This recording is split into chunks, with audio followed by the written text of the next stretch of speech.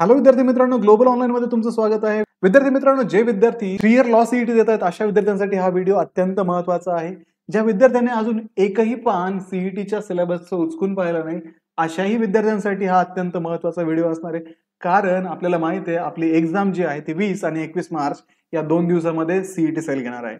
आणि त्या एक्झामसाठी आपल्याकडे फक्त आता हार्डली 45 दिवसाचा कालावधी शिल्लक आहे. तर मग ह्या 45 दिवसाच्या संधीचं सोनं कसं करायचं मी तुम्हाला या व्हिडिओमधून सांगणार आहे. जर हा व्हिडिओ तुम्ही व्यवस्थित पाहिला आणि या स्ट्रॅटेजीला जर तुम्ही फॉलो केलं तर तुम्हाला नक्कीच तुम्ही या एक्झाममध्ये पास व्हाल याची मी गॅरंटी तुम्हाला देतो. तर विद्यार्थी मित्रांनो, इथे म्हटलंय की हा लास्ट चान्स आहे स्टार्ट करण्याचा. तर हो, हा चान्स तुमचा लास्ट असणार आहे स्टार्ट करण्याचा. जर तुम्ही आत्ता प्रिपरेशनला सुरुवात करत नाही आहात तर आय डोंट नो तुम्ही कधी सुरू करणार आहात. तर विद्यार्थी मित्रांनो, महाराष्ट्र लॉ सीईटी 2025 साठी जी लाईव्ह बॅच आहे ती ग्लोबल ऑनलाईन मध्ये आम्ही सुरू केलेली आहे, ज्याच्यामध्ये तुम्हाला संपूर्ण अभ्यासक्रमाच्या daily live classes, video lectures, संपूर्ण अभ्यासक्रमाचे अपडेटेड नोट्स, 50 पेक्षा अधिक मॉक टेस्ट, तुमची प्रॅक्टिस परफेक्ट होण्यासाठी 2000 पेक्षा अधिक एमसीक्यू आम्ही या बॅच मध्ये तुम्हाला प्रोव्हाइड करतो. या बॅचची फी फक्त 2000 रुपये आहे. ही बॅच तुमची एक्झाम होईपर्यंत चालणार आहे आणि या बॅच मध्ये संपूर्ण सिलेबस तुमचा कव्हर केला जाणार आहे.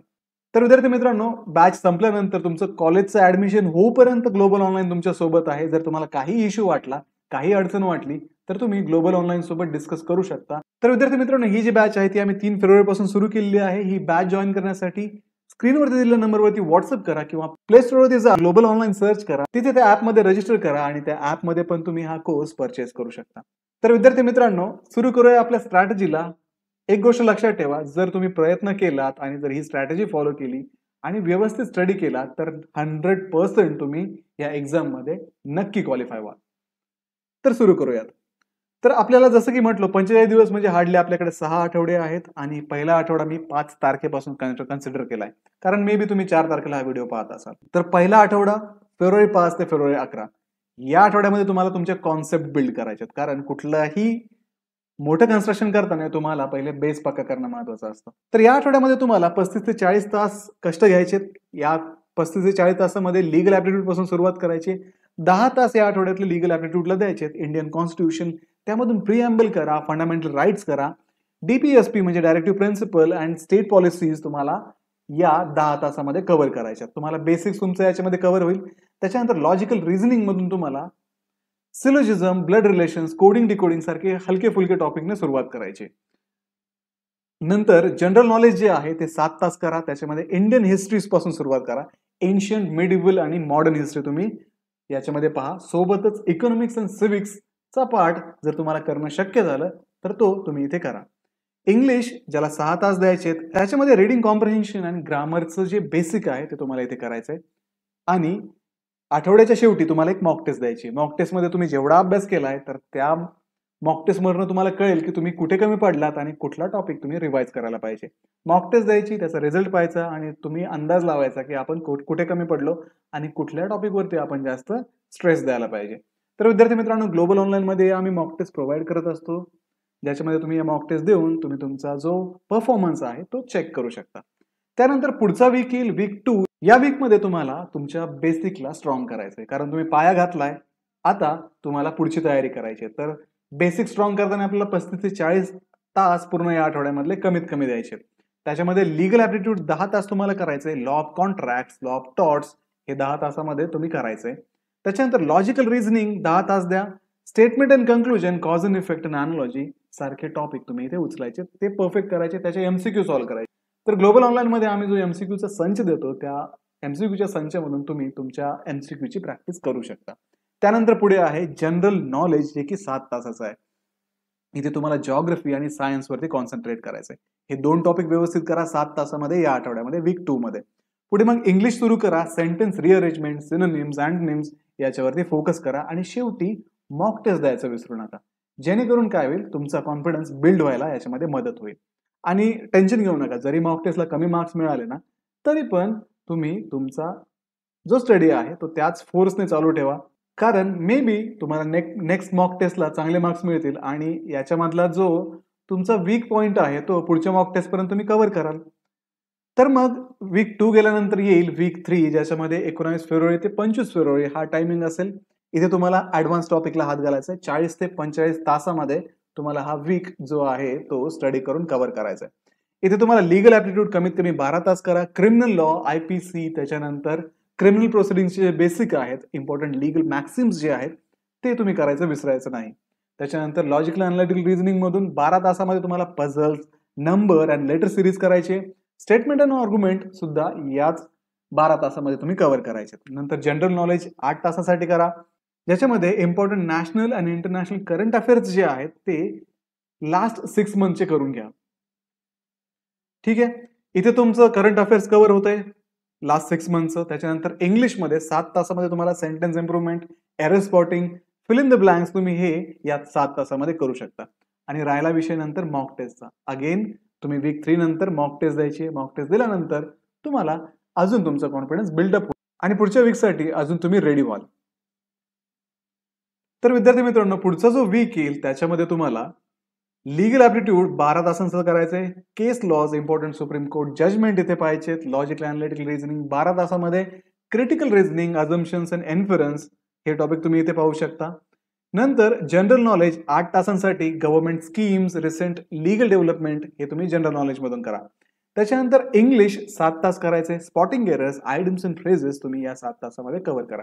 तर विद्यार्थी मित्रांनो, ग्लोबल ऑनलाईन मध्ये आम्ही विद्यार्थ्यांना संपूर्ण सिलेबसचे अपडेटेड नोट्स देतो, ज्याच्यामधून विद्यार्थ्यांना सगळा जो सिलेबस आहे तो एकाच ठिकाणी पाहायला मिळतो आणि त्याच्यामधून ते आपलं व्यवस्थित प्रिपरेशन करू शकतात।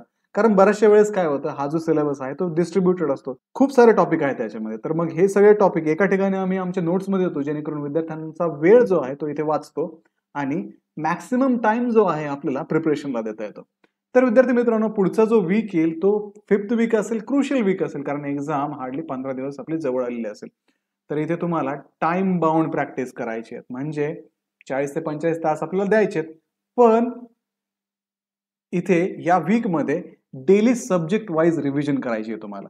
ठीक आहे, याच्यामध्ये 20 तासामध्ये तुम्हाला तुमचे सगळे सब्जेक्ट रिवाइज करायचे या आठवड्यामध्ये। मे बी एखाद्याला 20 काय 25 तास लागतील, मे बी एखाद्या 15 तासामध्येच रिवाइज कराल। त्याच्यामुळे हे कम्प्लिटली तुमच्यावर डिपेंड आहे, तुमच्याकडे वेळ किती आहे आणि तुम्ही किती डिवोट करताय वेळ हे त्याच्यावरती डिपेंड राहील। नंतर मॉक टेस्ट तुम्हाला इथे मॅक्सिमम सॉल्व्ह करायच्यात, फुल लेंथ मॉक टेस्ट द्यायच्यात आणि सेक्शन टेस्ट पण द्यायचे त्याच्यामध्ये, म्हणजे तुम्हाला ओव्हरऑल इथे फुल लेंथ मॉक टेस्ट दिल्यानंतर तुम्हाला समजेल की तुम्ही कितपत इथे तयार झाला। कारण आपल्याकडे ऑलमोस्ट 10-12 दिवसांचा वेळ आहे अजून, तुम्हाला कळेल तुमचा जो पेपर आहे तो कव्हर होतोय का, त्या वेळामध्ये तुमचा पेपर कव्हर होतोय का आणि कुठे कुठे तुम्ही कमी पडताय। तर त्यावेळेस तुम्ही जिथे जिथे कमी पडताय ते टॉपिक रिवाइज करा, त्याच्यानंतर एक्झामला सामोरं जाण्यामध्ये तुम्हाला कुठल्याही प्रकारची अडचण येणार नाही।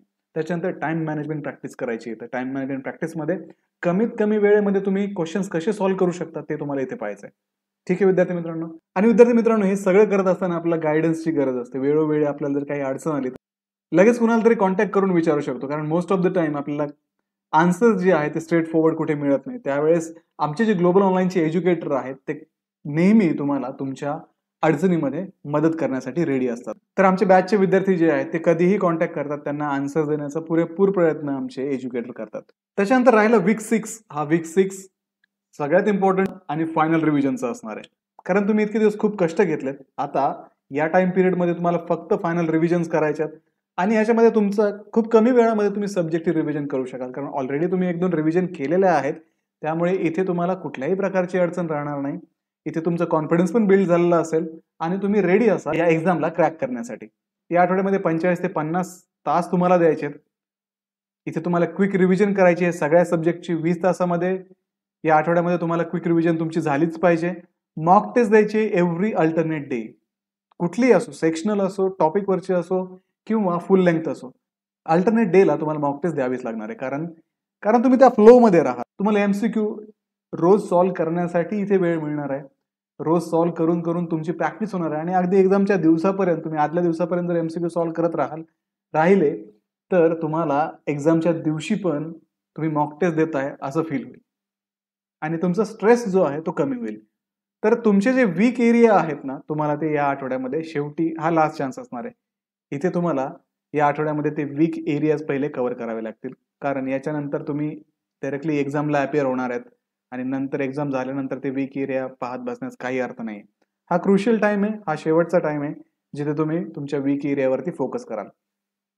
टोटल 10 तास द्या, त्याच्यामध्ये जे वीक एरिया राहिले ते फोकस करा, ते कव्हर करा. MCQ क्वेश्चन इथे सॉल्व्ह करण्याचा पण तुम्ही प्रयत्न करायला पाहिजे. इव्हन याच वीकमध्ये नाही, याच्या मागचे जेवढे वीक आपण पाहिलेत त्या सगळ्या वीकमध्ये वेळ मिळाला की MCQ सॉल्व्ह करा. भेटला वेळ की MCQ सॉल्व्ह करायचे. बाकीचं सगळं ठेवून द्या. रील्स, शॉर्ट्स, YouTube सगळं ठेवून द्या बाजूला आणि हे MCQ सॉल्व्ह करण्याचा प्रयत्न करा. कारण हे 45 दिवस परत तुमच्या आयुष्यामध्ये येणार नाही. कारण हे जर 45 दिवस हातातून गेलेत, पुढच्या एक्झामला तुम्हाला अटेम्प्ट करावं लागेल. त्याच्यामुळे हे 45 दिवस तुम्ही दुसरं काहीही करू नका. फक्त प्रिपरेशन आणि प्रिपरेशन करायचं. ठीक आहे विद्यार्थी मित्रांनो, हा झाला वीक 6 आणि नंतर येईल मार्च 20 आणि 21 हे एक्झाम डे असणार आहे. तर याच्यामध्ये तुम्हाला 3-4 तास मे बी भेटू शकतात, मे बी भेटू शकणार नाही. जर तुमचं सेंटर जवळ असेल तर तुम्हाला 2-3 तास भेटतील सकाळी. जर तुमचा पेपर दुपारच्या सेशनमध्ये असेल तर मे बी तुम्हाला याच्यामध्ये वेळ भेटेल. तर इथे दुसरं काहीही करू नका. फक्त ज्या शॉर्ट नोट्स तुम्ही काढलेले असतील, वन लायनर वगैरे काढलेले असतील, एकदा ओव्हरलुक करा.